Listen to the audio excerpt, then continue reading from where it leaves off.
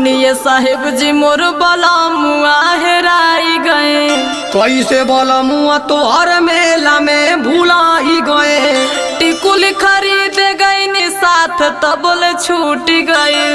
ऐसन तना कतही पी के सरवा सूत गईल।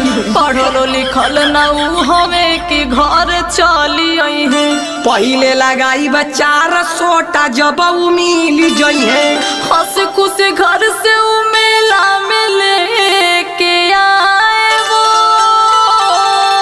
और चुटकियों में हम ढूंढेंगे क्योंकि तुम फिरेंगी दरोगा की शरण में आए हो।